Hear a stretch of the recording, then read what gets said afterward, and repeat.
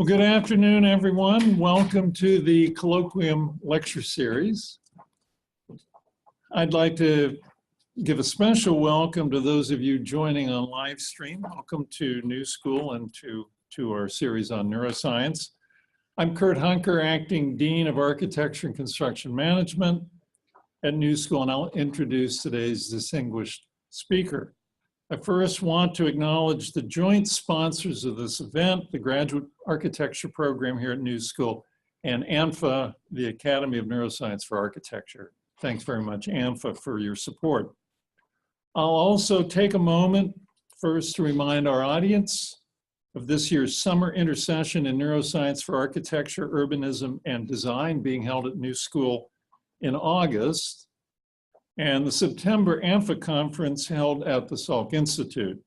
As you can tell, much is happening this year.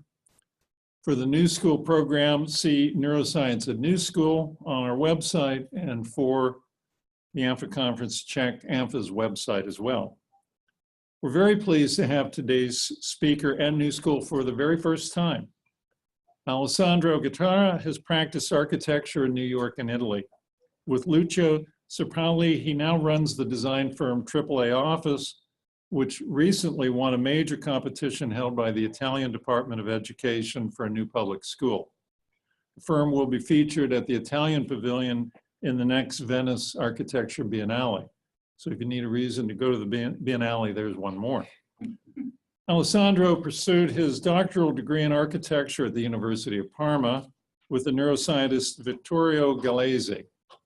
With Galeazzi, he contributed to the book Mind in Architecture. He is also the Italian translator of Harry Malgrave's Architecture and Embodiment. Since 2016, he has been co-editor of Intertwining, an interdisciplinary journal dedicated to understanding the experience and making of architecture. The first issue of the journal, which is entitled Unfolding Art and Science, will be published next month. It includes essays by Johanni Palasma, Barbara Lamprecht, Colin Ellard, Susan Maximum, Raymond Neutra, and many others. If that wasn't enough, he has contributed articles on exhibitions, books, and events in the United Kingdom and the United States to the Milanese Architectural Periodical area since 2011. You keep busy. Most recently, Alessandro has been lecturing at the University of Parma, the Politecnico di Milano, and in the advanced master course, Neuroscience Applied to Architectural Design at the IUAV, University Institute of Architecture in Venice. Welcome, Alessandro Gattara. Thank you. Thank you very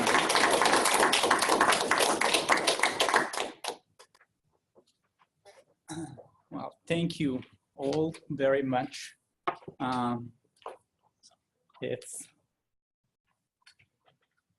It's quite an honor for me to be here.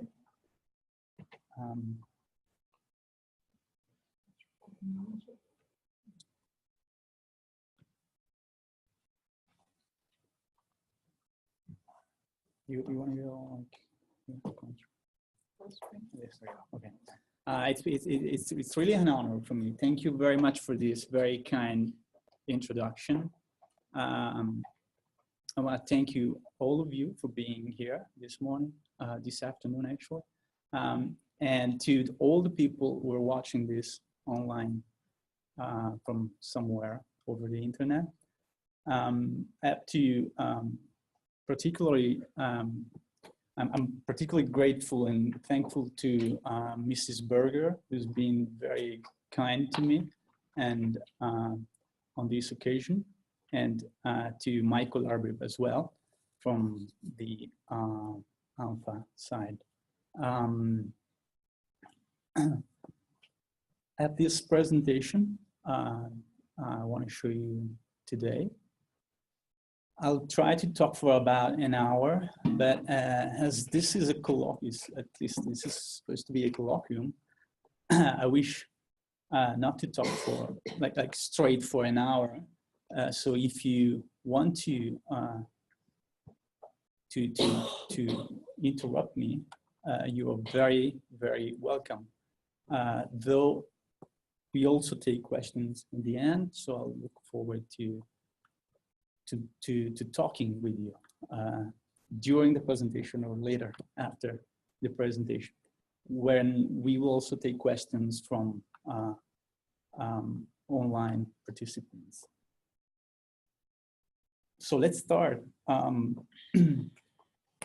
The presentation is basically my doctoral research I happened to do in Parma a few years ago. It was concluded in 2016, so 2 years now. I'll talk about empathy and architecture and office interiors and space planning and this idea of experimental aesthetics Vittorio Gallese have been working on since a few years in Parma. First of all, I know that there's quite often a misunderstanding when we talk about empathy. Not only empathy and architecture, where we probably even more misunderstandings, but at least with the word empathy, which is now basically polysemic, but definitely it has not to be confused with the word sympathy. In the most simple way possible, to be empathic is to feel with someone, while to be sympathetic is to feel for someone. That's the most basic difference. So one cannot be sympathetic without being empathetic, but one can be empathetic without being sympathetic. So empathy, feeling with someone. During my my research, there have been a few, of course, very important encounters. One of them is, of course, this book by Harry Francis Mulgrave. It's titled Empathy, Form, and Space. This book is a sort of a Bible to me. It's very rare and collectible now. It's very expensive if you can find it online. I have one copy, and it's almost, totally ruined now because I've read it several times, and it's full of notes. And I suggest anyone this read. It's 300 pages, exquisitely well written and full of good notions and good notes and good references, like no other probably, as far as I know. There's a beautiful introduction to these 6 essays, Harry translated from German scholars from late 19th century. So basically with this work, while working and studying at the Getty Research Institute, Mulgrave introduced to English people, English scholars, these essays that had never been translated before. And very curiously, they are all from 1873 to 1893, so the last part of the 19th century. As you understand from the title, it's quite explicit. It's about form and space and empathy. At that time, as Mulgrave describes very well in his preface, I'm putting it in a very extremely simple way, of course, now for you today. With these scholars, the questions about aesthetics moved from how we perceive form and space in architecture and the arts to how we come to appreciate or take delight of form and space, which is slightly different, right? So with this frame, these 6 authors, it was not just them, of course, but they all knew each other, they all influenced each other, and the preface is, I mean, it describes the period very, very well in all its complexity and in all its details. The notion, the theory of empathy, the very notion of empathy was introduced at that time by Robert Fisher. And here's the next, a text from one of his essays I want to read to you to make you understand what he meant with this word Einfühlung. He said, I transpose myself into the inner being of the object and then explore its formal character from within, as it were. This kind of transposition can take a motor or sensitive form, even when it is concerned with lifeless and motionless forms. Again, it was 1873, actually 74, this says. In a very simple way, again, it was much more complex, but he made this distinction between sensations and feelings. With sensation, he intended the body's physical response to outside stimuli, while feeling presumes mental or emotional activity. So it's a sort of second level. While, of course, also discussing the empathetic feeling, which is the last one, the more complex one, which is when one's ego actually penetrates the phenomenal object.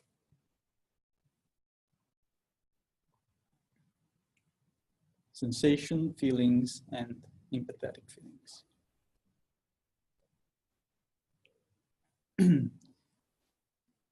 These are Harry's words on Robert Fisher. He says, in essence, we fill out the appearance with the content of our soul. And whereas in aesthetics contemplation, this merger of the self with the object may take place consciously, it more generally takes place unconsciously in our day-to-day activities. And I think this is very important. It is very important to me. And it was very important in my research. I want to stress a little bit on 2 points, again, on this, from this notion of empathy, or this sort of empathy theory. And in particular on Heinrich Wölfflin and August Smarshow's contributions on form on one end and on space on the other end. They had these 2 different points of view. So in architecture, we have forms and we have space. This is Heinrich Wölfflin at the very beginning of his doctoral dissertation.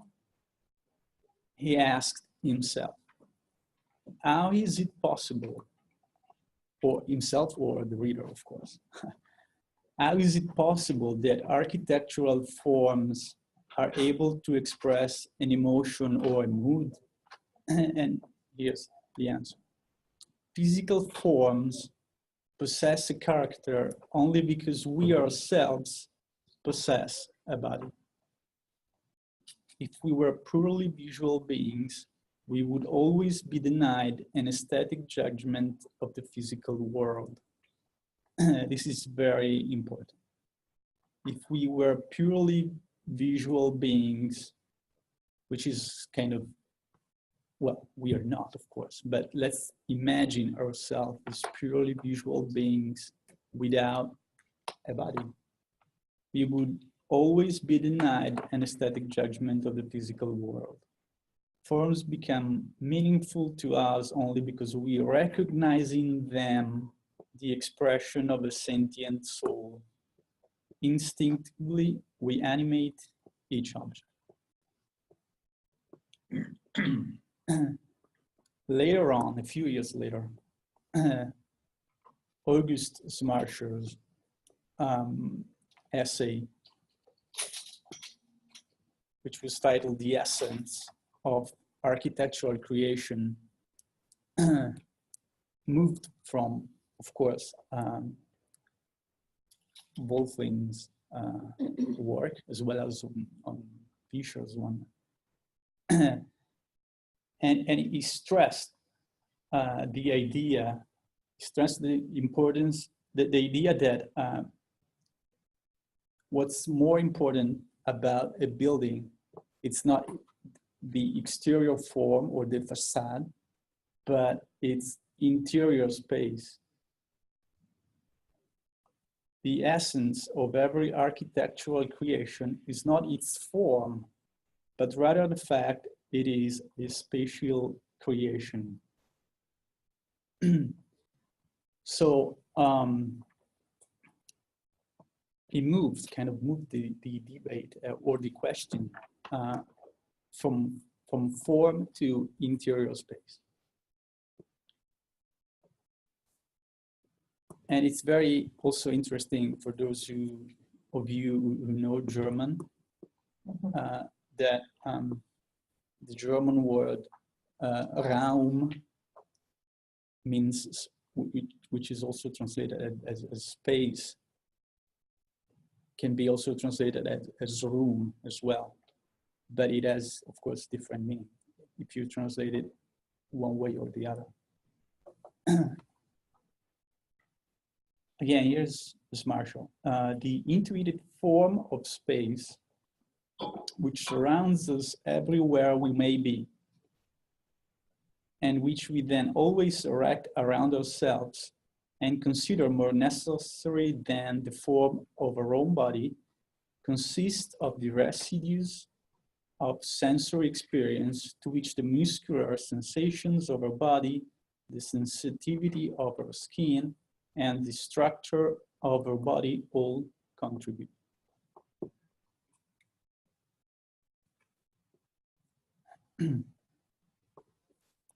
So in Parma,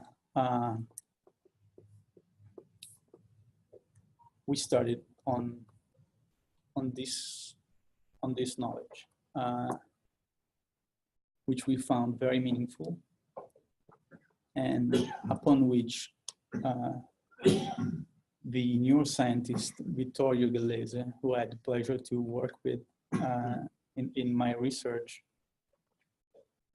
Well, of course, I pursued my my PhD at the Department of Architecture, while he is professor at the Department of Neuroscience, and for the first time the two departments touched themselves briefly. Sorry.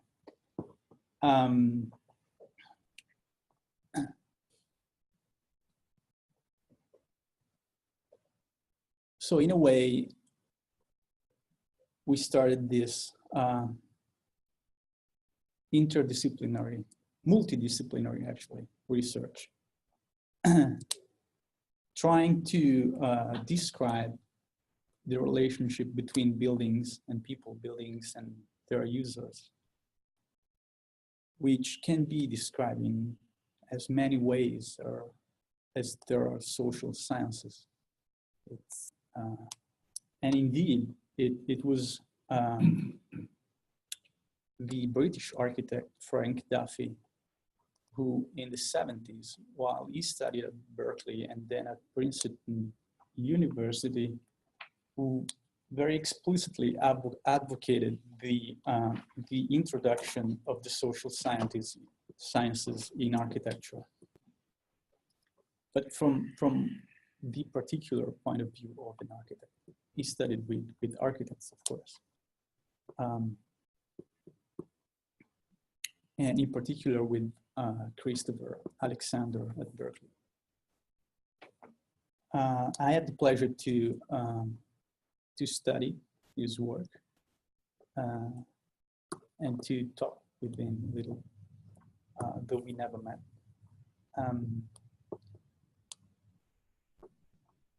And found it very,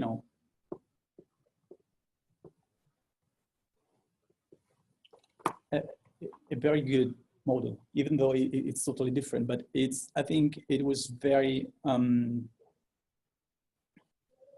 well done from the methodological point of view. It was formulated in the language of the social scientists, the social sciences, but still he held that his research had to be relevant to a topical issue which was of practical importance of architects and designers. So he used the social sciences, but he wanted to make them useful for architects, mainly. Why did we study office environments? Why did I study office environments and neuroscience? Well, it's basically, very frankly speaking, an excuse. I think it's a very good setting to try to make this connection between neuroscience and architecture. For two main reasons: because the number of physical variables is limited, especially with regard to the interior scenery, rather than the building shell, and because its performative nature entails description and measurement. I think more than in any other kind of building. I want to show you a few projects of office buildings, just to make you understand these reasons. This is Sullivan from 1890-91 in St. Louis, Missouri. And this was one of the first tall office building from that period. In that period, we had open plan offices for the first time. In America, the Taylorism spread across the nation, and Taylor was a mechanical engineer, and he studied and published a lot about organizations and spatializations and a scientific approach to production. And in a way, these buildings kind of followed this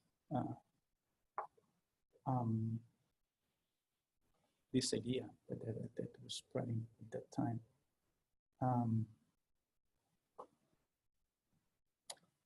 It was very famous, his statement, Sullivan's statement, form follows function. even though I think it's still kind of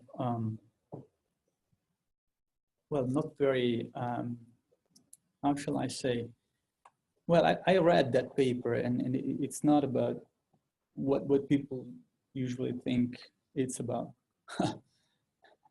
Totally different, actually. He wrote about human expressions and emotions as well. So not anything about mechanical or functional as we intended today. And I think Frank Lloyd Wright also referred to that building before designing this the wax building as he referred to the Sullivan's building as one of the most human expression tall office buildings. Then he designed this and he realized this. It was 36, 39. Frank Lloyd Wright, this is a picture of the interior. And this is a picture, and this is the floor plan. You see the entry from on the bottom. Then the open plan and the offices around the main room.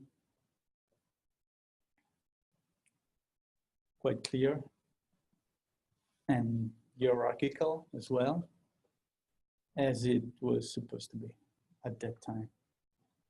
Then Mies came. This is the Seagram building in New York. It was 54, 58.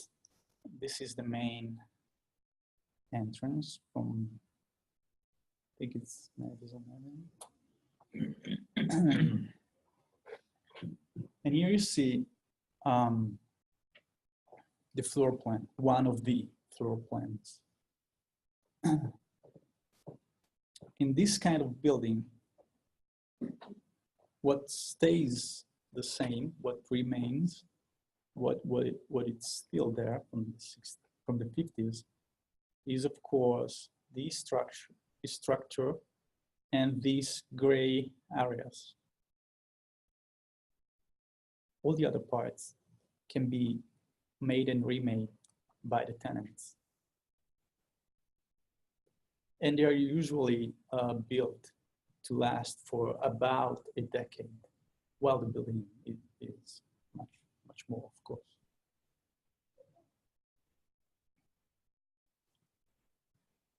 You can see it even clearer with this broader images. This is the ground floor. This is the exterior, the elevator structure here. You go up, and this is the typical plan.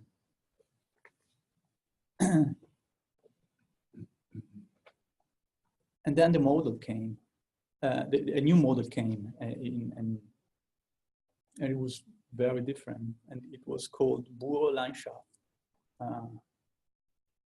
It's coincidence, it came from German again.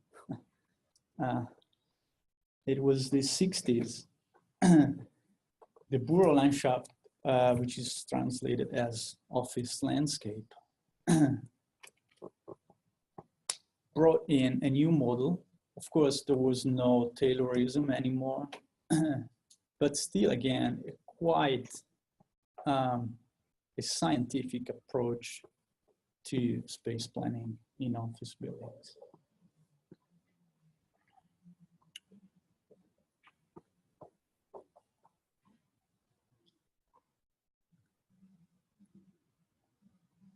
So it came, this time it came from Europe.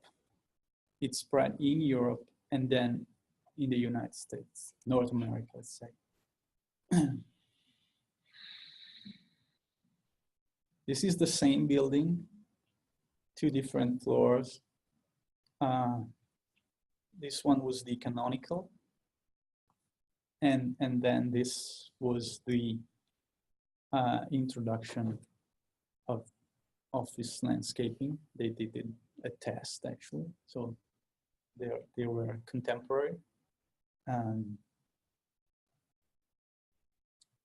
It seems randomly arranged or arranged in a totally casual way, but it's super scientific. You can read it, of course, but this is a matrix of the workflow. You understand that everything is considered and designed. You have the entries, you have the workflow, you have, of course,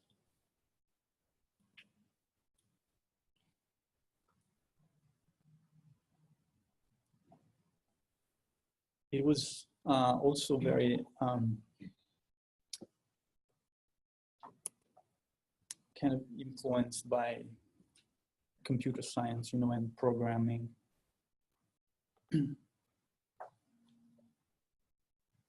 This is a picture of an interior. These are divisions, well, partitions. You can move them very easily, much more easily than the one we just saw at the Seagram building. There was some greenery, of course, natural light, but also artificial light, because these are very big rooms. And of course, very important is the workplace. This is a model.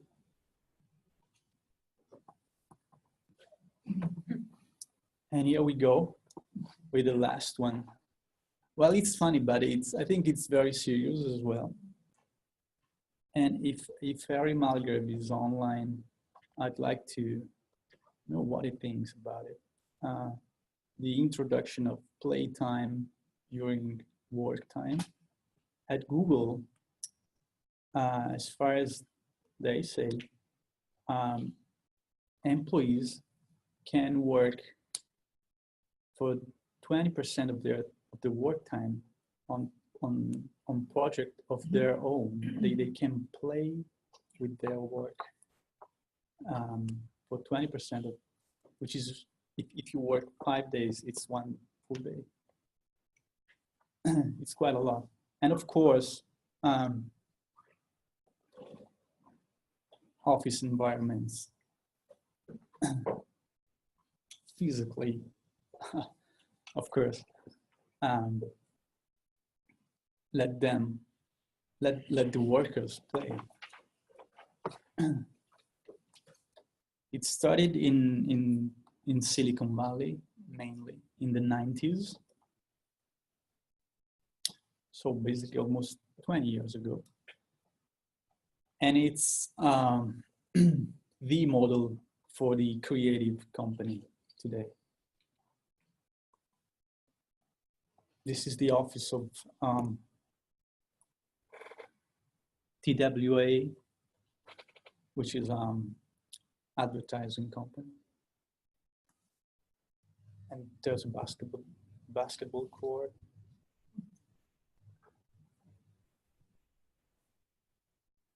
Empty spaces. It's not that crowded, actually. And sort of urban structure as well, but inside.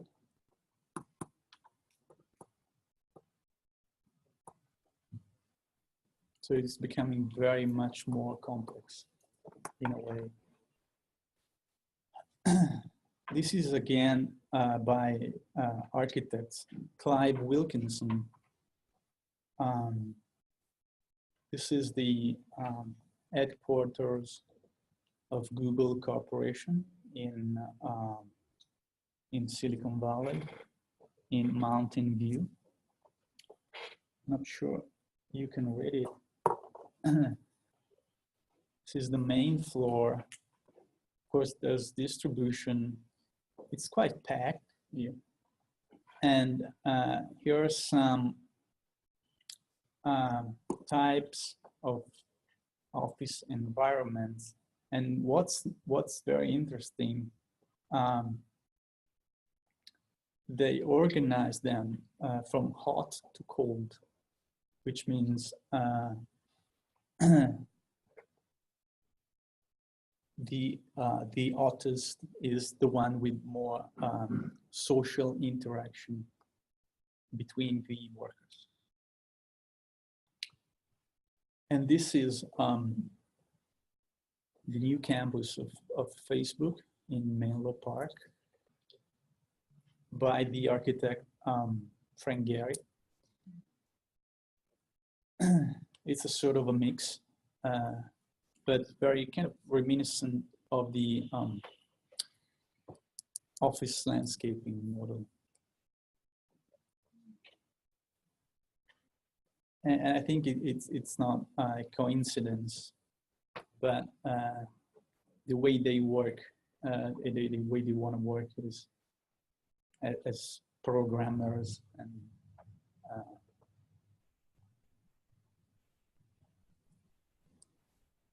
they want to work in an environment that can be programmed and reprogrammed frequently as they want, like their codes. And this is a picture, very high ceilings, so you work inside but of a very big space.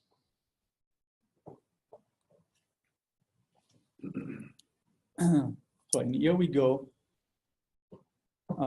more on the neuroscience side. I wanted to introduce you very briefly the work of Vittorio Gallese as a neuroscientist.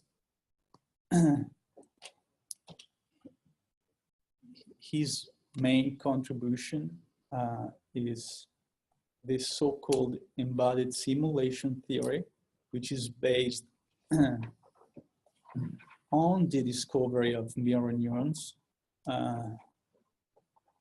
which is a discovery made by Gallese and Giacomo Rizzolatti, at that time the head of the team in Parma.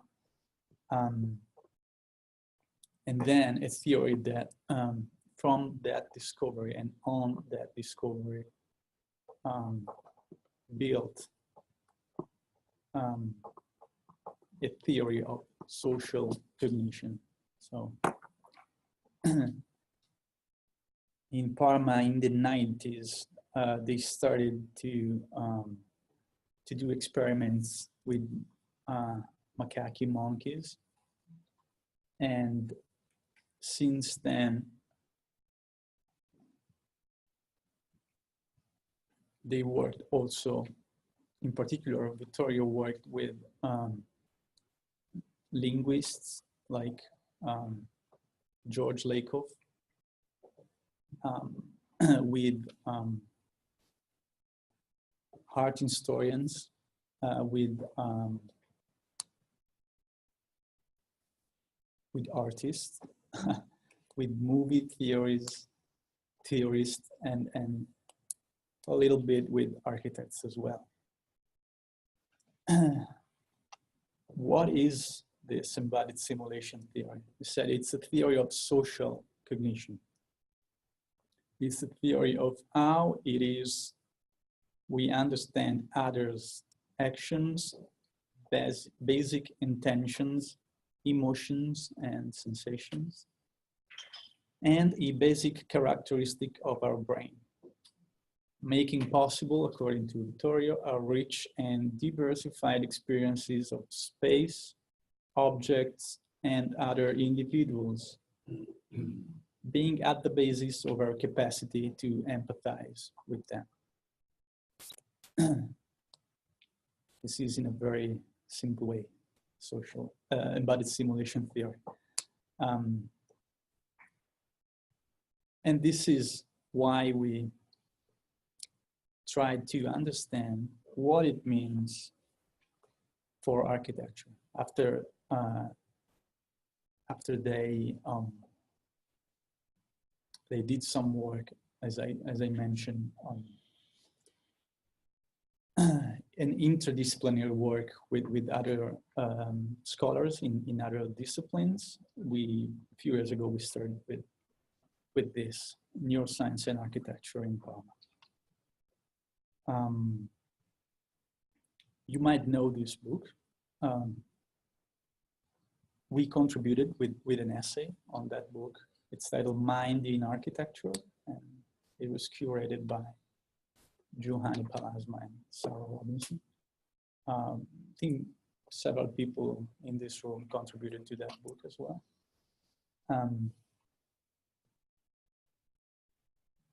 It came from a conference that was held at Taliesin, and it was organized by Sarah Robinson and Giovanni Palasma at the time when the first ANFA conference was held in 2012.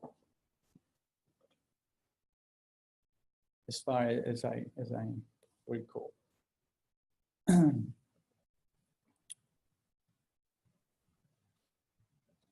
So what does it mean? What does embodied simulation mean for architecture? I think a few things, a few implications. There's this paper from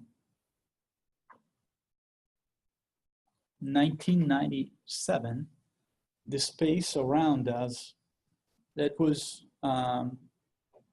mind-blowing to me. I'll try to explain you why. It was written by Giacomo Rizzolatti and Vittorio Gallese and their colleagues in Parma 20 years ago now. They said space, although unitary when examined introspectively, is not represented in the brain as a single multi-purpose map. On the contrary, in the brain, there are numerous spatial maps. Of these, many are located in cortical areas that participate in the control of movement, such as eye movements, head movements, arm movements, and so on. And here you see a few, these three images from that paper 20 years ago. Renderings were not that good, of course. There's an avatar. Well, it's a quite very, you know, a sort of situation we all of us find ourselves probably on a daily basis. You have your desk, your keyboard, your computer in front of you, and also a coffee mug on the right. And on the wall, because we like details, of course, as architects, it's a portrait of Edmund Husserl, the father of phenomenology. So in this paper, they did this experiment, and they realized that there were these visual receptive fields. Not sure you can see that. It's this part, this yellow part on the arm, or this yellow part on the face of the avatar. It's a volume. It's a sort of a solid volume, like here and here. And there's also a tactile receptive field attached to the skin. And they realized this visual receptive fields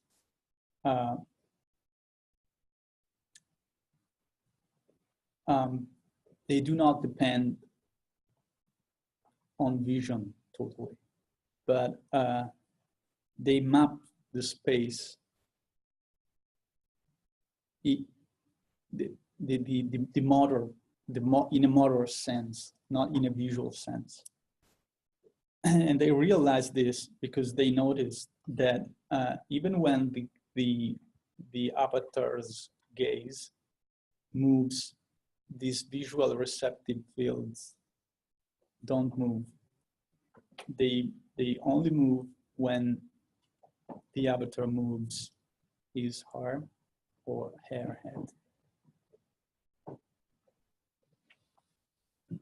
So a new model at that time in cognitive neuroscience, opposite to the computational view, posing perception, cognition, and action as separate domains, a new model arrived, according to which the same motor circuits that control the motor behavior of someone sitting at their desk also map the space around them. The space around them and the objects at hand in that very same space, with their shape, size, orientation, and distance from the perceiver, thus defining and shaping in motor terms their representational content.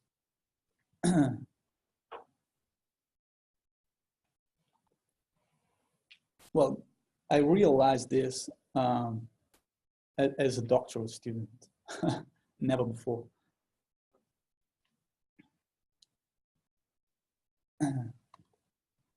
So if we go back to the workplace and not that experiment setting, well, which is still a workplace actually,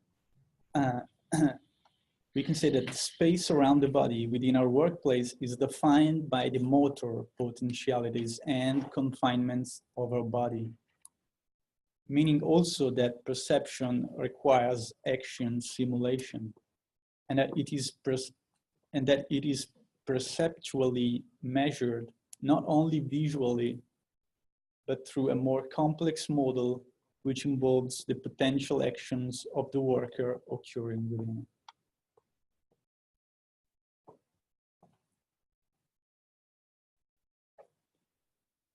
So an implication to this, another implication to these considerations is what we called the living office. The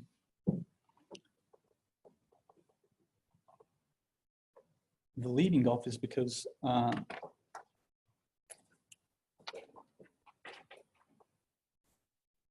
we understand that spatial awareness itself is derived from motor activity.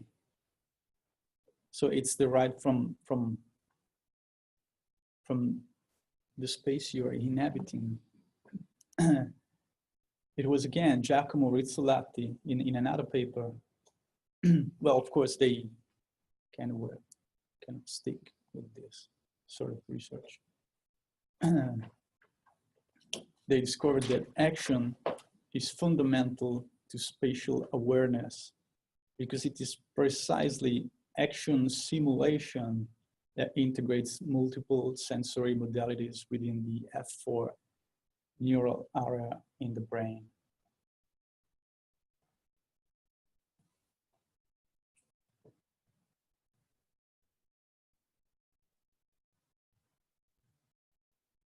So we have action, spatial awareness, action and action simulation. And this makes us aware of our own body and of the space around ourselves. They said the same neural structures involved in the unconscious modeling of our acting body in space also contribute to the awareness of the lived body and of the objects that the world contains. These are a few images from the manufacturer, Herman Miller. It's, well, American manufacturer, one of the biggest in the world. And you understand that even in their own catalog,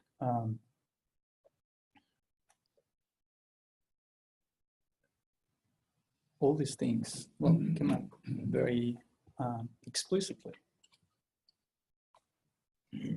Well, these settings have names like Haven, Hive, Jump Space, Clubhouse, Landing, Workshop, Forum, Plaza. So with simple arrangements, you can have very different situations.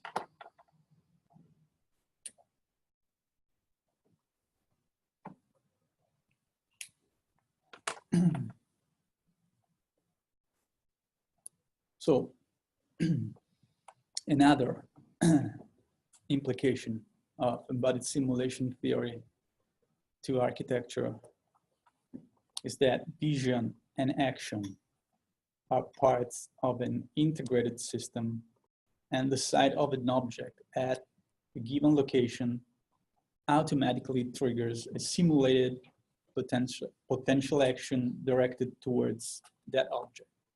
So it's vision and action again. I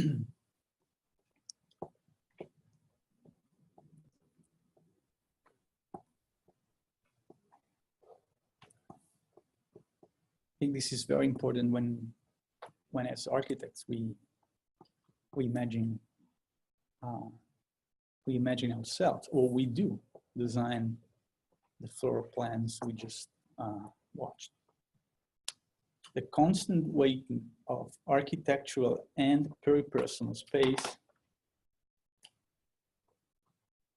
is thus mainly processed by premotor neurons mapping visual space on potential action. We haven't said what is the peripersonal space. It's a sort of a bubble. It's a sort of a bubble around your body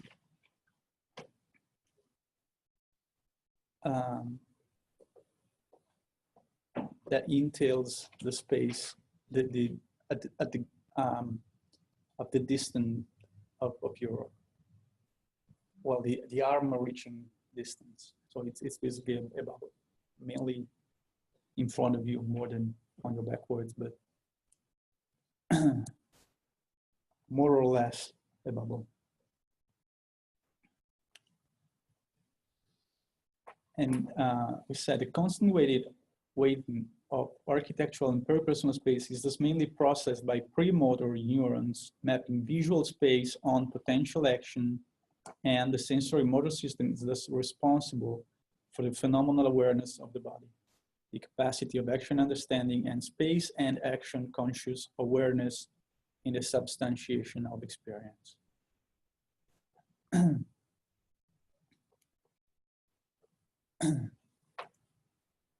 Then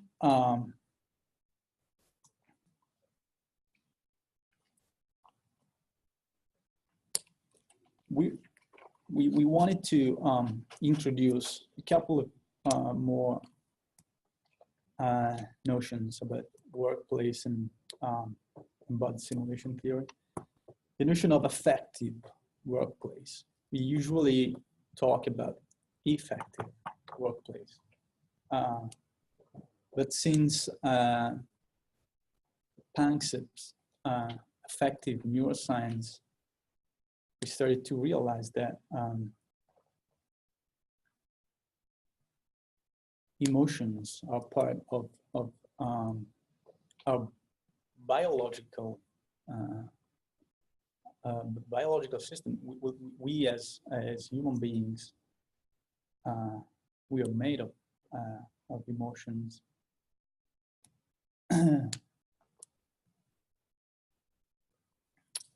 We started to realize that there's this notion of effective workplace that refers to embodied simulation again, because embodied simulation tells a subjective experience of the architectural space, which is precognitive and does not necessarily carry an explicit judgment. So it's made of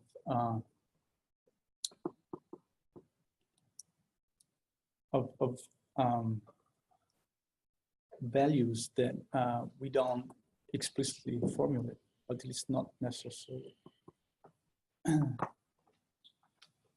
The user's bodily motor potentialities always carry on affective experience or emotional response, measured, for example, in terms of cardiorespiratory frequency, blood pressures, hormonal responses, and variations of this.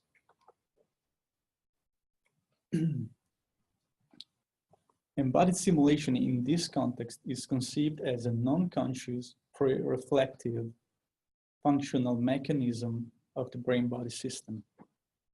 I think it's very important this when we talk about office buildings.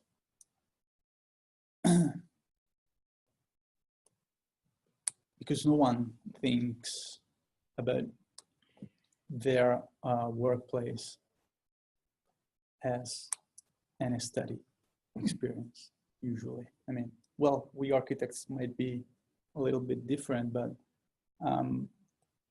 in a general way, I think people don't feel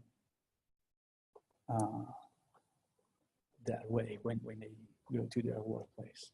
I'm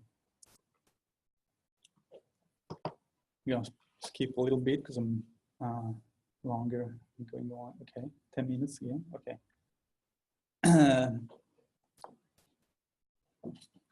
There's this notion of novelty and familiarity that I'd like to talk to you about. This is actually an idea I got from 2012 ANFA conference. This is something that I never gave a thought before while being an architecture student and an architect. I think this is, and this is something that I think was missing, well, from the Einfühlungs theory of the German scholars we started with today. This is a sort of an invisible temporal dimension, but it's very important to the experience of office space. Well, I'm not for novelty or familiarity. This is not the question. Is it better one over the other? But I think it's a matter of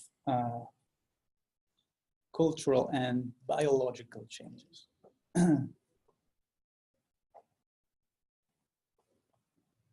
What it means when an experience becomes familiar. Well, the first time it's a novel experience, of course. It can be familiar in the beginning. It becomes familiar over time. So we think that this is the sort of the most speculative part of the research. We think the reiteration of the same neural mechanisms over time entails a less intense activation of the sensory motor and affective aspects of embodied simulation, which means also that a familiar experience of space is framed by reduced spatial awareness. The perceptual experience of an architectural space becomes gradually familiar, and this means that it has made a biological impression on our brain-body system. So in the end, the reiteration over time of an experience is what shapes who we are. And in doing so, it becomes less emotional, but more familiar and substantial. And again, it might be argued that as it is by means of mirror mechanism and embodied simulation that we experience the space around us, it is by the same means that the space around us literally makes an impression on us. skip a few things. So why are we trying to make this link between neuroscience and architecture?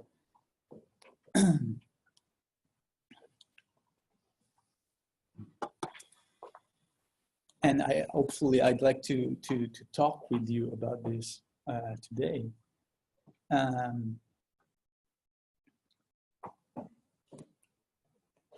And I think it's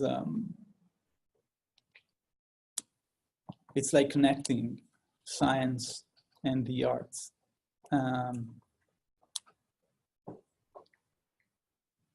I don't mean it in a sort of reductionist way or deterministic way. That's not what I'm looking for. Studying neuroscience, being an architect, not looking for easy solutions or sort of functionalistic solutions or sort of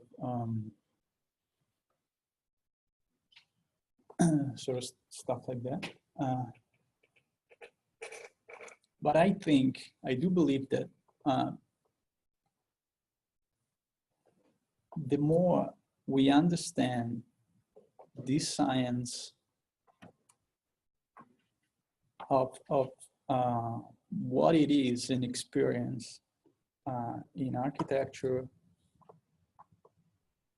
the more we understand we need an art of architecture.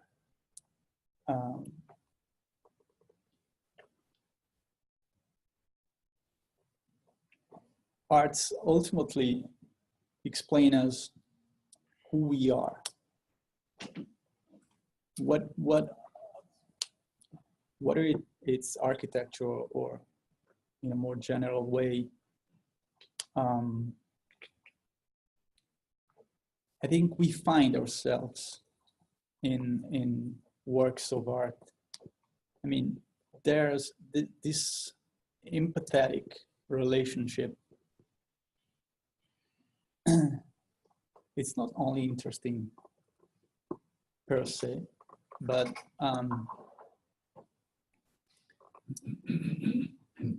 most of all,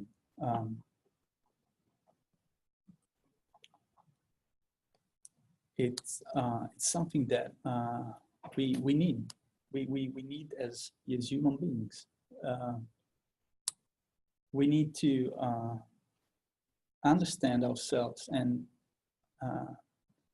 identify ourselves and basically know ourselves, and through this experience of works of art, whether it's a painting or a movie or an architecture and architectural space or an office building.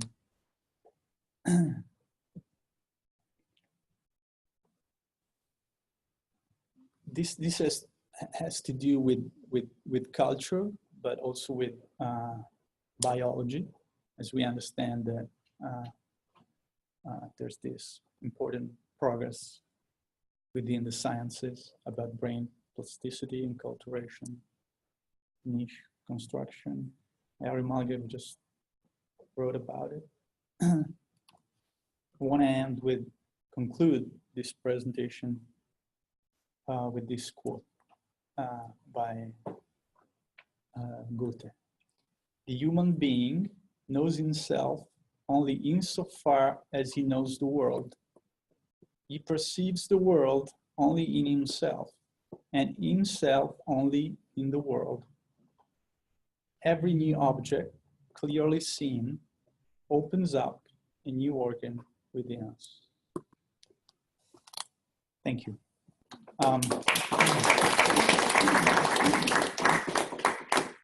Thank you. This is my email. If you want to follow up, I'll be around one more day, so maybe we'll have time to meet again. We have 1 hour debate. Do we start with the people in here? Okay, let's start with people in the room. Then we'll also get questions from people online. I've got Sure. a thought. I've always been interested in architectural criticism. And much of its historical root has been based in the thinking of Germans. Mm-hmm. How would you construct a methodology of architectural criticism based on your study and your understanding of empathy?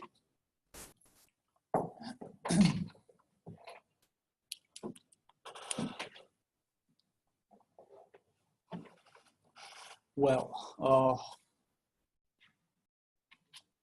it's a very complex question. Well, first of all, I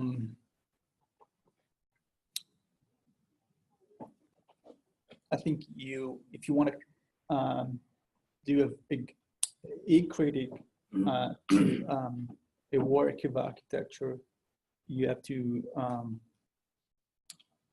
be there and visit it and try to spend time in it. I would not go for, just taking pictures, or maybe videos are much better than pictures. I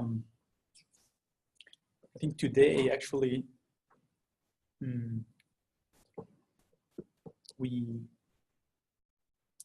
it's so much easier to find new pictures of a new building that are popping up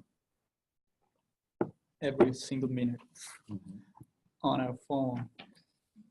That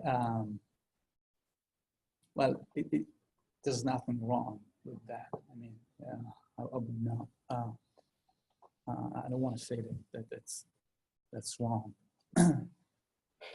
but still, if you want to understand the work of, let's say, an architect, you have to go and visit their works, and spend time inside the buildings, also outside, but mainly inside if you can. It's not that easy with office buildings, but with public buildings, it's quite common. So would you say that ability for us to generate and have these images more easily than we've ever had is maybe a mixed blessing, because if we rely too much on the images, we miss the experience. We miss the empathetic response. Yeah. Exactly, and I think it's not that difficult to make a nice picture of a bad building. So.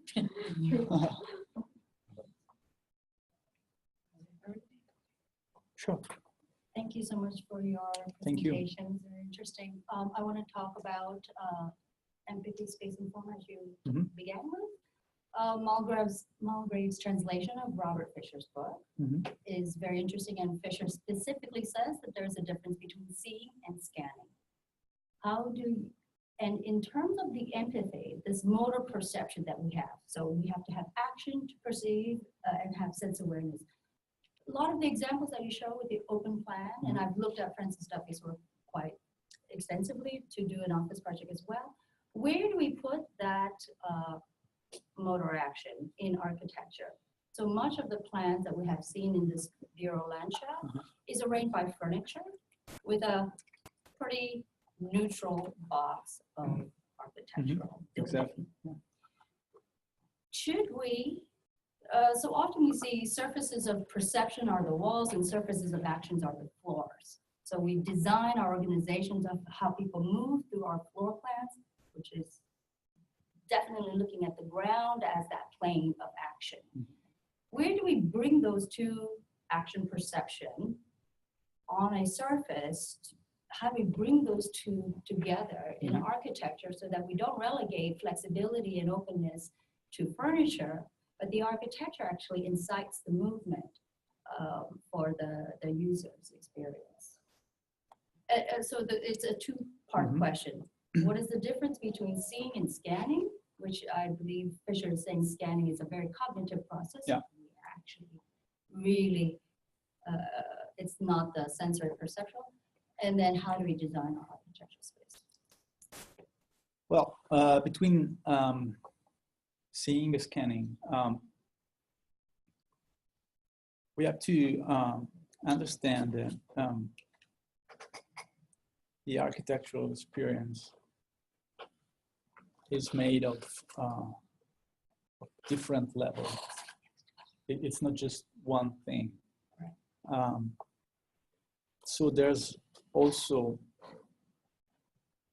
a way at looking at architecture that basically influences your experience.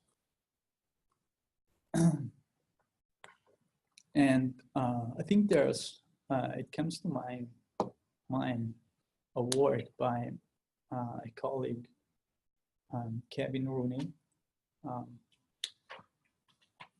He was a student, a doctoral student of Bob Condias at Kansas State. And he did an amazing job on that point. He studied the experience of architecture, and especially the difference between focused vision and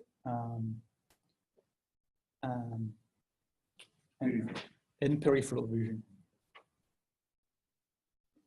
and what it means for your experience and your embodiment. These two different point of views. And he also argued that architects, and especially students in architecture, are much more focused on focused vision, especially when we visit,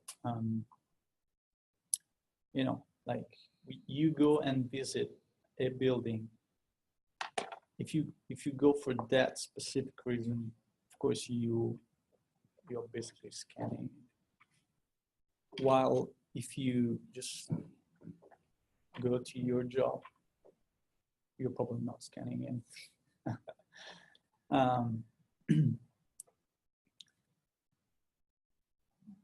So it's probably, well, it's a very it's sort of even opposite. Well, it's still of course part of vision and looking at things, but it's yeah, it's totally different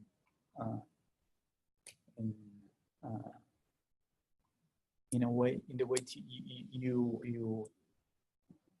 you're relating with the space that's around. The second part of the question, I'm not sure I got it. You mean without taking into account the furniture? Without?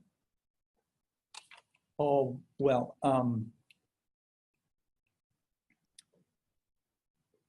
I wouldn't do it. I think it's very important. Also because of what we said today. The interaction with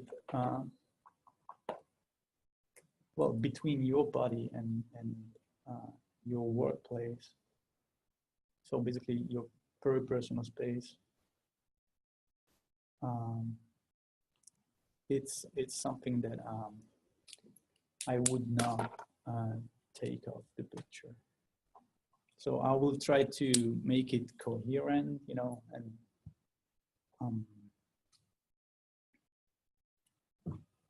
but if you don't want to take it into account, you'll miss probably a quite important part of it. Sure. I found your dichotomy of novelty and familiarity quite interesting. One could define an interesting piece of art or architecture as one that kind of brings you back to novelty at various times. Because once it's familiar and it's in memory, you stop seeing things. Yeah.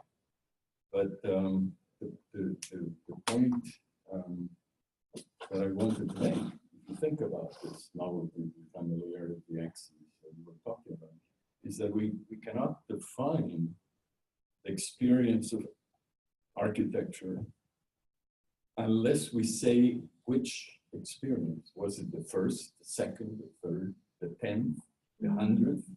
You know, we talk about measuring a response and, you know, whether it's stressful or whatever, but it makes a huge difference what we measure if it is the 10th time that user has experience. Mm-hmm. So how can we define an experience when in fact it's multiple experiences? Yes, that's indeed the most speculative part of my argumentation. I have no idea how to do it, how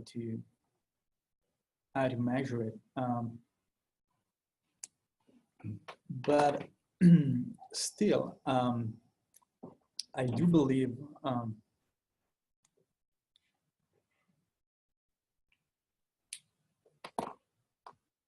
it's something we have to put it in the context. I mean, it's something we cannot forget, or we can't not consider.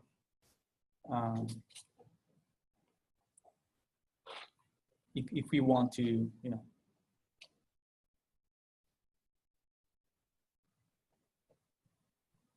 talk about it broadly. I mean, Yeah. well, but we could also think of a successful design as one which keeps you refreshing the experience.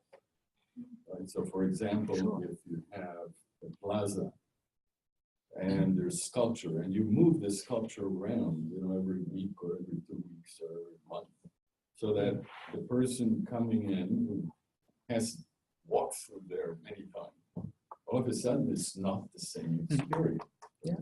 Yeah. And so that allows you to recover what might have been the aesthetic pleasure of noticing the whole design, because now you, instead of routinely just going through the space and using your memory just to guide you, all of a sudden it changes. Yeah. It's let's take for example the art installations by the American artist Crystal in public spaces. They're very impressive and very sort of, well, they want you probably to make you feel that sensation of renewal, or even so a little bit of displacement. They don't want to, well, they want you to have a new experience of it. Yeah, no, I made me immediately think about. But it's just adding just one thing, you know. Yeah. But I happened to be in New York for many years, but when Cristo did his Central Park The gates. It was fantastic, right? I know Central Park. I can walk Central Park in the dark and not get lost. But all of a sudden, this walkways with gates, orange, was just, you know, a new experience. It was really a new experience. And then maybe I've never had that experience of Central Park, though I know it by pictures. Was that different the next time without the gates? Yes. I missed the game. Yeah. But have they stayed up when you consider? Yeah, eventually you might not see them anymore, right? But it's still, the reason it was so profoundly an experience, a visceral experience, is that not only was it a gate, it was a wind-driven gate. So that, Yeah. you know, the orange cloth was all the time moving. So, you know, maybe an argument for you know, creating a design that really keeps getting noticed is that it should not last very long. Yeah. Of course, the building by yeah. its nature Yeah. lasts a long time, but Yeah. the interior can change. Good point. Yeah. Michael, please. Okay, I'd like to restructure the question Sure. I had planned just to segue from Eduardo. You know the Piazza Garibaldi in Parma. I know. They don't keep restructuring it, No. but you sit there nursing a coffee or an aperitivo because people are moving around it. And what I was struck by in your offices, there were no people. Mhm. There was space, there was furniture, there weren't any fellow workers. And so I'd like, and when we talk about mirror neurons and empathy in the first place, we were thinking about recognizing the behavior of other people, not pieces of furniture or buildings. So that's half of the question that I wanted to get to. And the other was, I really liked the way you gave us a historical view relating the different forms of the office over the last century or two to the ideas of the classic Germans. But I didn't get a sense of whether you went beyond a critical historical perspective to actually go and sit in some offices and try to evaluate the impact upon the activity or the emotional state of the people. So the effect on individual people of a particular office structure and the interaction of people with others as well as with the architecture environment. Yeah. Yes, the people. Well, actually, I choose those images on purpose. And because I think it's easier to imagine different situations on the very same space or drawings or let's say environment if you don't see any people. Well, we as architects at least, maybe at least for me, I think it's easier to imagine more different situations. Second part of your question, yes, we intended to evaluate some sort of some kind of office environment, but unfortunately, during my PhD, we tried a couple of grants, but with no success. And in the end, I had to conclude it anyway. So maybe we'll have the chance sooner or later. But unfortunately, we had not had any chances to do it by now. If I could sort Sure. of support what your studies are to answer Michael's questions, we have done researches on flexible offices. And what we found out is the flexibility gave people a sense of insecurity because they didn't have a permanent location as their territory where they always came to. Permanent spatial office layout allows for less interactions with everyone in the company versus the flexibility where you meet everyone in the company for maybe 10 minutes versus your close friends that you always develop if you have close proximities in your office spaces. So the nature of the relationship between the workers really shifted from good friendships to acquaintances of being acquaintances and knowing everyone. Very different kind of investment with their coworkers, and the sense of security and insecurity based on layouts. It was very interesting to discover that. Very, very. Oh. And also, I wanted to add a little thing. We did this research with the intention of being descriptive, not prescriptive. We didn't want to end up with a manual for design, but it was more, as I told you, sort of the office environments was more of an excuse to study the implications of embodied simulation theory for architecture. I have a question for you, Alessandro, about phenomenology. Yeah. We have had a century of phenomenology before this age of modern neuroscience. Mm-hmm. And much of the discourse we have on the boundary of neuroscience and architecture involves some sort of phenomenological analysis. Where do you see the future of phenomenology in this interaction between architects and neuroscience? Would you expect I think it's a phenomenological bright. language to continue being Yeah, used or replaced? Well, I think it's a bright future. I mean, this new perspective, these new discoveries, these new studies, well, I think they could only add new meaning on a debate that was mainly philosophical. And that, I do believe that this neuroscience perspective will add also new knowledge and insight to architecture in a more general way because of this reason. You might even rediscover what you already knew, but from a different perspective. So in a way, it's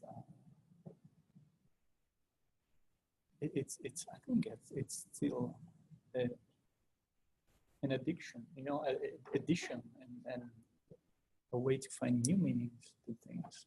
I don't know, what's your opinion? I'm puzzled by this because neuroscience as a science Mm-hmm. is explicitly an objective, third person Mm-hmm. kind of thinking about what we do, what architects do.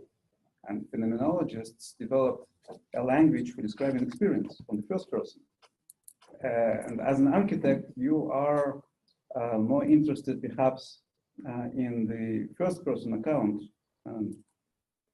at least for as long as you talk about experience. So I'm continuously puzzled by how to connect these two realms. We are struggling in the neurosciences, trying to connect them within neuroscience. We are pretty far from understanding how to connect the two. And as we talk about applications of neuroscience to architecture, I am continuously searching for ways how this sort of connection could be established in the practical realm. So I'm still searching, I should say. I don't have an answer, but I'm curious how people see the future of phenomenological language, which is rather obscure and cult-like to most scientists. So I hope that at some point we'll discover a common vocabulary for the two. But so far, I've not seen a successful attempt, even an attempt to create such a vocabulary. I totally understand what you're saying. Well, I think that struggle is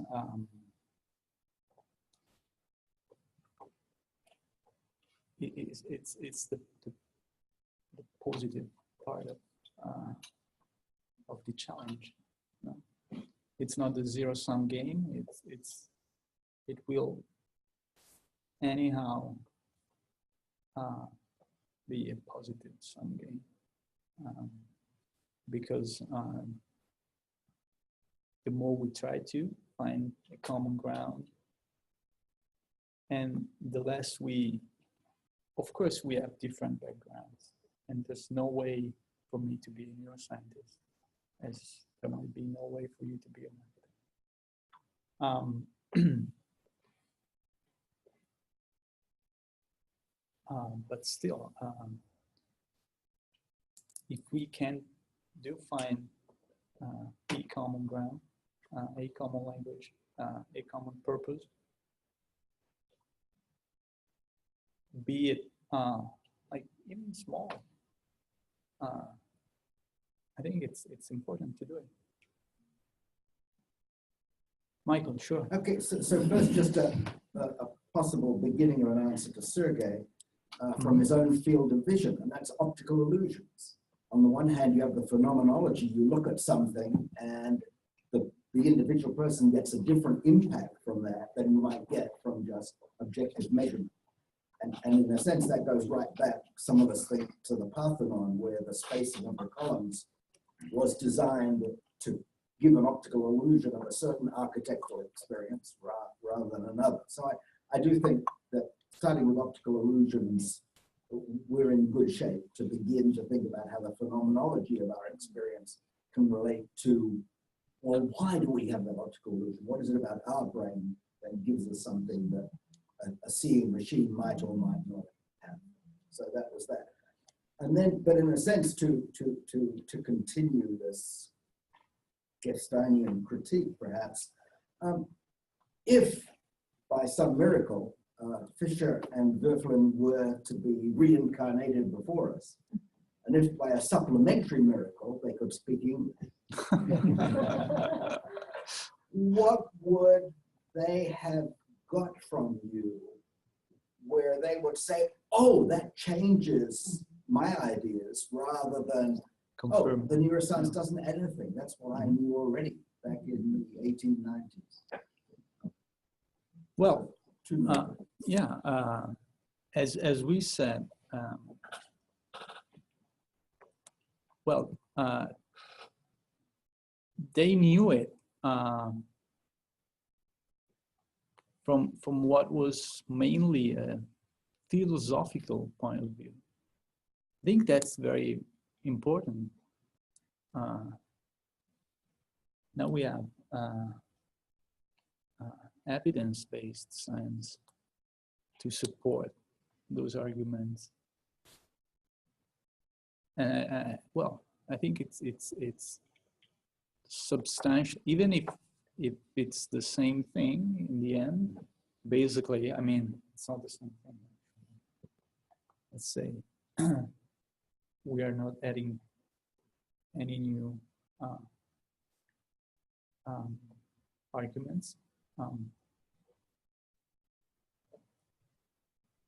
Well, I do believe that it's actually different.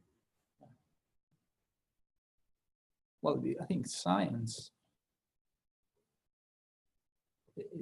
it's the way we well, it's progress in science. Well, confirming or not confirming previous knowledge.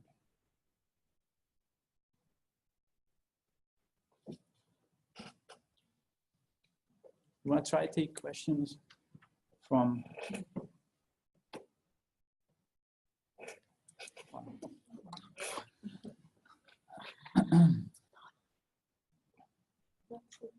So we have 2 questions. And the professor mentioned that the space becomes familiar in environmental design. This is known as acclimatization, when the body actually adapts in a more permanent way. So probably Olga as a sort of background in environmental design. And then we have another question. In the case of a phenomenological experience, does the inhabitant or user empathize with the architectural space form itself? Or is it the intentions of the architect, designer, patron as expressed through the object that he empathizes with through embodied simulation?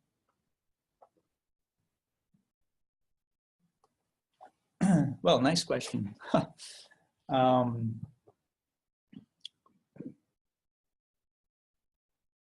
It might be both of them.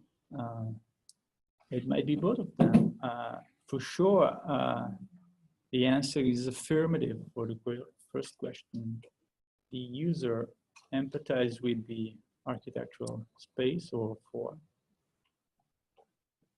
And if the intentions of the architects or the patron's intentions are well designed into that space or object, the user, of course, we empathize with them as well.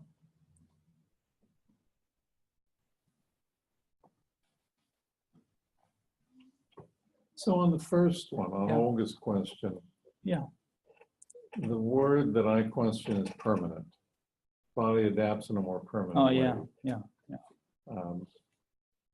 How would you restate that, or would you?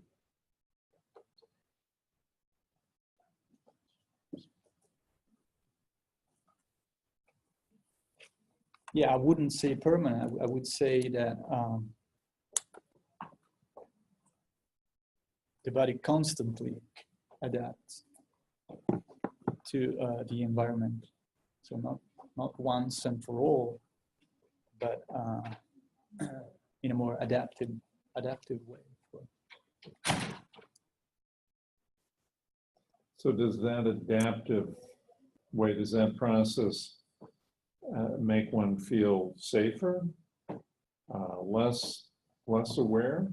Is there a downside to being more comfortable with space because it's familiar, in your view?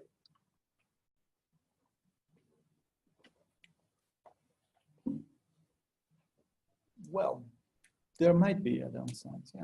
But as an architect, I would not think about it as downsides or upsides. Okay. I will always try to think about them in a sort of more neutral way.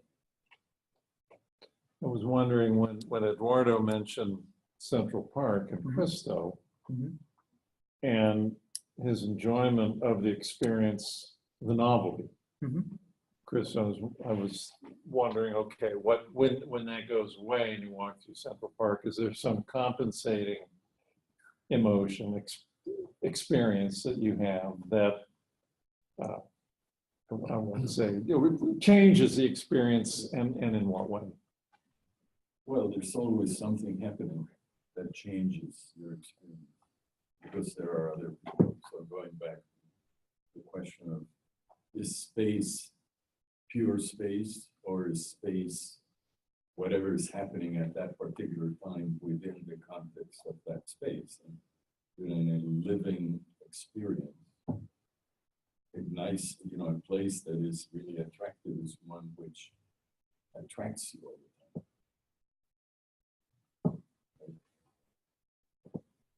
I would say we are also experiencing the same place in a different way according to so many different aspects. So what's the reason why you're visiting a space? What's your emotional condition at that point?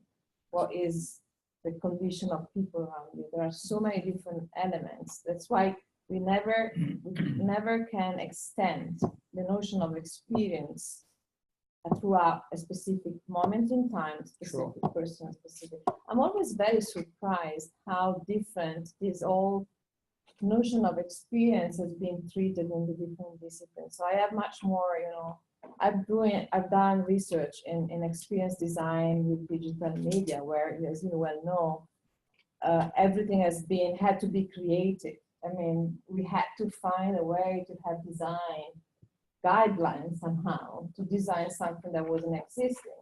And to be honest, the cognitive psychology help from Don Norman on to design usable things were playing on consistency, right? Rather than on novelty and the pleasureness of experience in a more sophisticated way like nowadays, to the detriment of that concept of novelty versus familiarity, because they were designing, like, for instance, websites, like if they were used all the time by somebody who had never seen it. So for you, as a decent human being with some cognitive capabilities, the second time was like, oh my God, yeah, I know that the big button is like, yeah.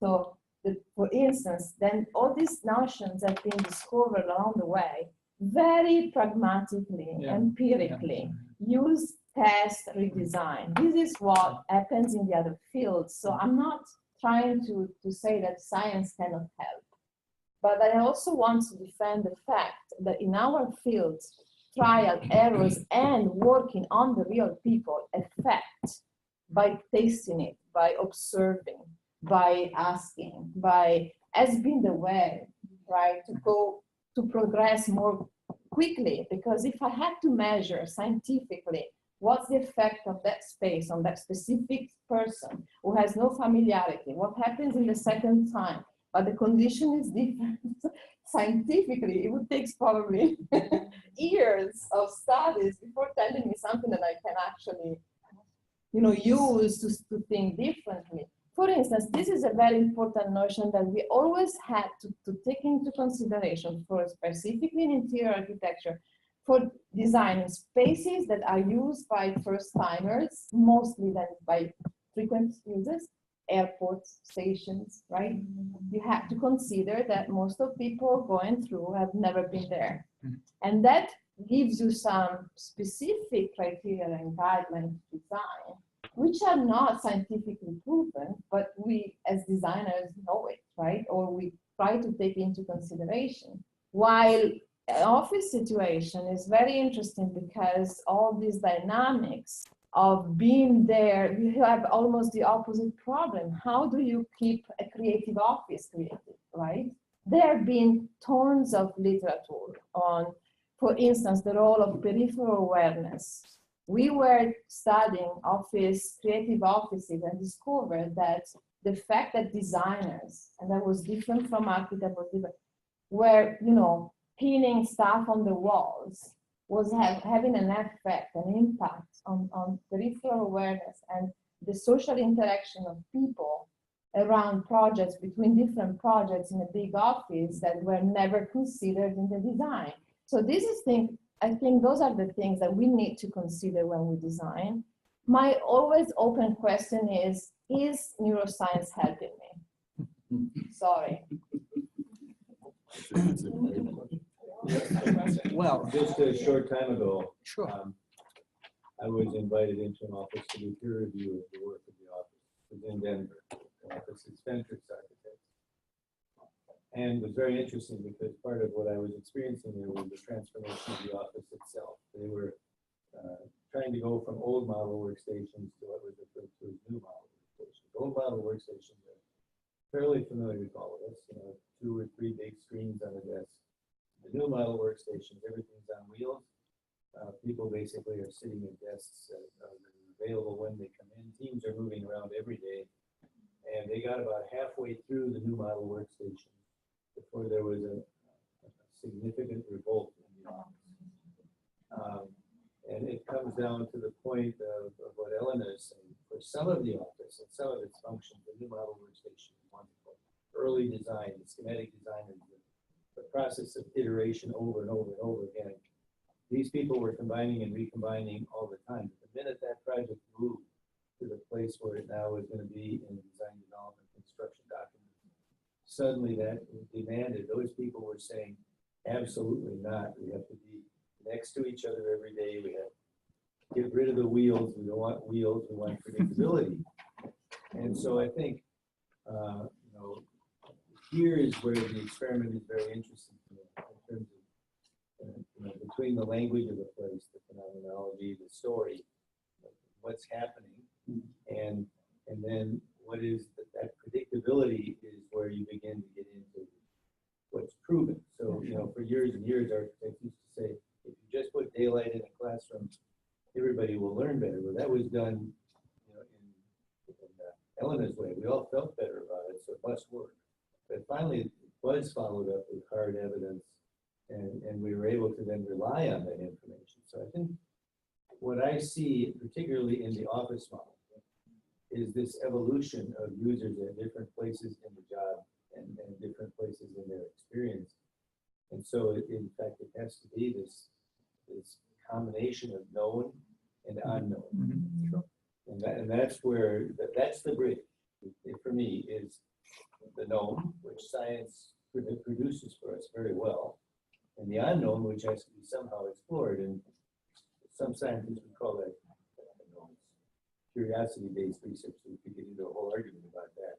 But that's that connection, is that somewhere along the line there has to be the predictable, the known, the, you know, how does the human body work, how does it move, how does that relate to how we think, and then the other part, which is spontaneous and much more about the story of life. And I think that's why I find it interesting. I've never seen the story of the office as you presented it in the 19th and early 20th century, and I really am fascinated by that. So I think you've actually provided a bridge in your presentation for me. And so, but you know, you and I, we've already begun this conversation on the sidewalk out in front of the building. So. Well, I totally agree with you, sir. And there's a couple of things I want to say. Did neuroscience help me as an architect? Well, I think so. Do I do experiments before designing a building? No, I don't. Though I do believe that this research and this knowledge that I acquired from neuroscience made me a little better architect. But I do also believe that very talented architects don't actually need it. They know it instinctively. But I can, well, I develop, you know, my own tools and my own imagination based on this knowledge, the same neuroscientific knowledge.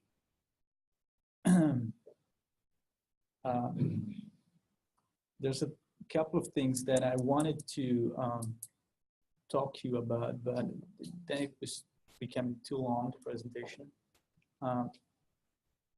But still, I wanted to talk to you a little bit about, we have 10 minutes, okay. As architects, when we design like a floor plan or a section of a building,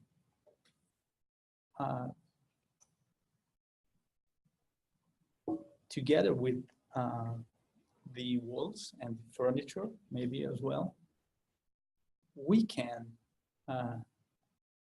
design people in it. And we also can be precise in designing their peripersonal space and their extrapersonal space, and try to move them around and see what happens. And you can do it designing circles or bubbles, if you want to do the three-dimensional drawing, and isobests, which make you understand the depth of perception on a floor plan. These are very simple tools and schematic drawings. You can do it so freehand over a floor plan, and you get an idea. It's not rocket science, of course, but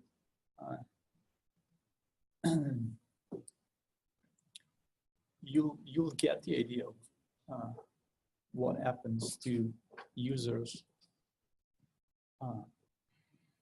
peripersonal space and extrapersonal space when they will be experiencing those buildings. I think it's not, I'm coming from a scientist background. I think it's not accurate to say that even very talented architects just know. I think that they're a tradition that gets handed down from generation to generation. And when one generation says this works, and the next one believes it, and then the users who also know it's supposed to work convince themselves it's working. I think with science, you can actually measure people's responses. You can measure their distraction by looking at the eye tracking. You can measure their emotional responses. You can measure their ability to navigate. And you're also assuming that every brain is the same. And even if we take an average brain, the average brain of an 8-year-old is different than a 12-year-old, is different than a 92-year-old. So you don't know how a given space is going to impact everybody just by intuition. You need science. And what I keep hearing is we don't have any data yet. We don't have the people to sit down and actually conduct real scientific experiences looking at brain activity, varying parameters one at a time. So it's not that science can't inform it, it's just that it hasn't because we're not there yet. Yeah, I was a little bit too much simplistic with that. Of course. I remember without going into too much detail, learning about these big open offices and how they were really a trend in Silicon Valley. And Intel spent a fortune reconfiguring its office space to be open so that everybody could interact and they had places to have coffee. And within a few years, they spent the same amount of money putting it back the other way. The spaces weren't conducive to creativity, they were conducive to perception. And high ceilings didn't make people think elevated thoughts and made them, do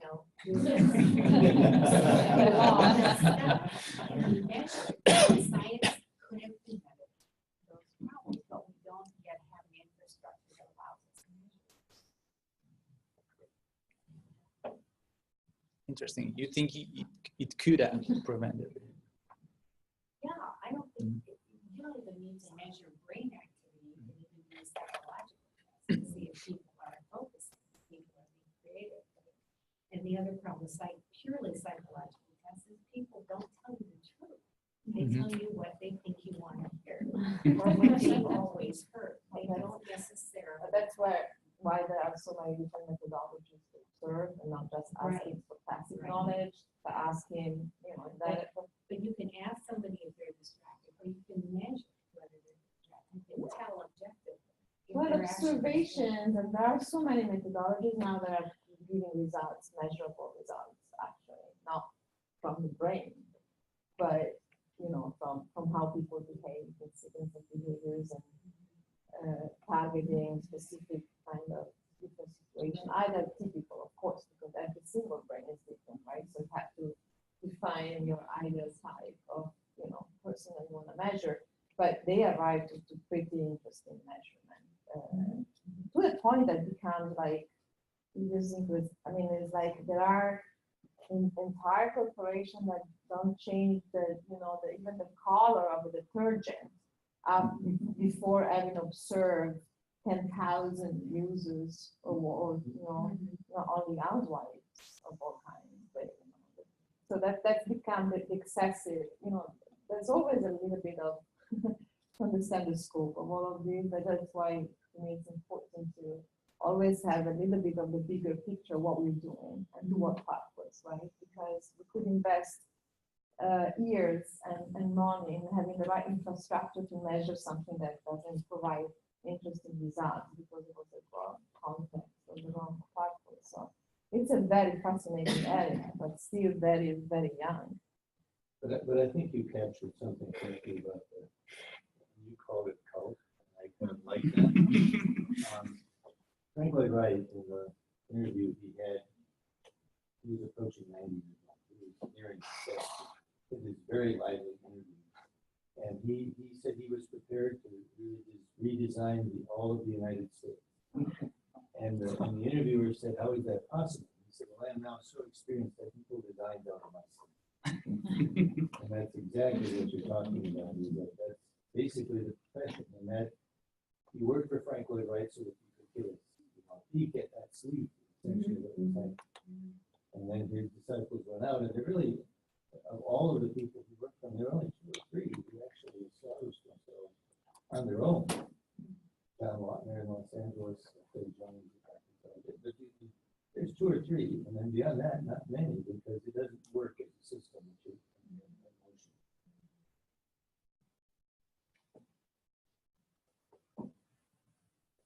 I have one question. Sure. I would like to know your speculations going from architecture to urbanism, maybe urban design. So you talked about interiors and the way the architectural experience. So my question is, given, and it kind of relates to the second question, given the intention of the architects, obviously we always have an intention of an event happening. And when you look at the city, we could talk about issues of spectacles and control, and different societies, dominant ideologies, or even, and I know I'm going late capitalist, ideological, and so it's like, can we have an unmediated experience when it comes to interior or even walking in the city, given the fact that images now convey so much, and as you said, it's very easy to take a good photograph of a bad building. We have like better tools, so I'm just speculations. Well, thank you. It's nice to maybe conclude on the broader picture, which is the city. I would do the same considerations. Yeah, basically the same considerations. Office buildings are basically public buildings, even though they're privately owned, but and the public space of the city, you can always, I think, look at it as a sort of inner space of something else, but much bigger, on a bigger scale. I'm not sure about the mediated situation. If it's what you want to seek, what you want to, the situation you want to design as an architect. Well, I'll think about it, but I'll think also about more extreme situations on opposite side of the spectrum, maybe. And I would not always go for the middle. Yeah, when you showed those office interiors, you talked about a lot being there, lots of space. So in a way, I was thinking about the density of previous office interiors, which is almost like an urban situation, where now we almost have suburbia within the office space. So I was thinking about is distance. Yeah. Thank you. Thank you. One more? If you have one more, you have a few minutes. I guess with neuroscience in your background now, do you feel more or less confident in your designs using the neuroscience research that you're able to pull?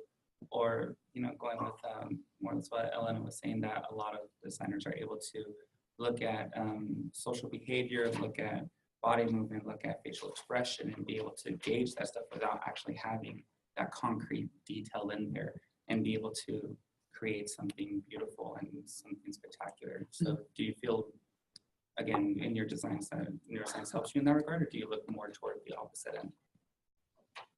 Well, I think I feel a bit more confident. Yeah, a bit more confident. Yeah, not absolutely confident at all, but a bit more, yes. Though I would not suggest anybody, well, I mean everybody, to go such in depth into neuroscience.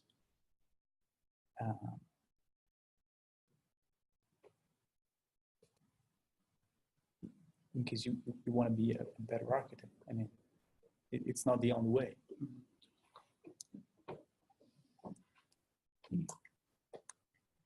Okay. Thank you all. Thank you. Very much.